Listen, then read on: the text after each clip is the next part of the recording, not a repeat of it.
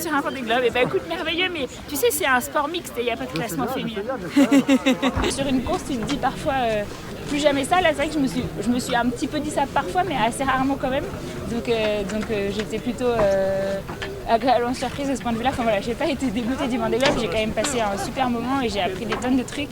Et donc oui, ça pourrait me donner envie de retenter ma chance en mode plus perf, mais là c'est un peu trop tôt pour moi de me relancer là-dedans tout de suite. Ça m'a forcément changé un peu. Après, dans quelle mesure, je sais pas. Je sais pas si changer c'est le bon mot, mais appris plein de choses sur moi, appris plein de choses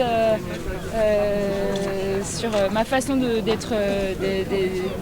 vivre dans la solitude et dans parfois un petit peu l'adversité. Ça oui, mais je pense que je suis la même personne, mais qui a appris plein de choses.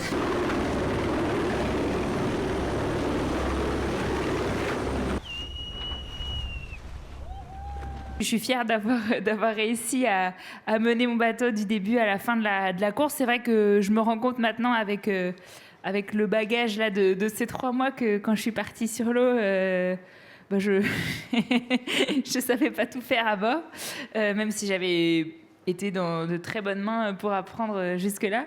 Mais c'est vrai que c'est un sentiment assez agréable à la fin d'un Vendée Globe de sentir qu'on maîtrise un peu mieux son sujet, on maîtrise son bateau. C'est vrai que si on regarde à l'échelle de l'histoire de l'humanité, ça fait pas très longtemps qu'en tant que femme, on a l'opportunité de se lancer dans des grands projets de ce type-là. Et donc voilà, c'est simplement voilà, pas forcément conseiller de me ressembler, mais de se dire que c'est possible et d'oser se lancer.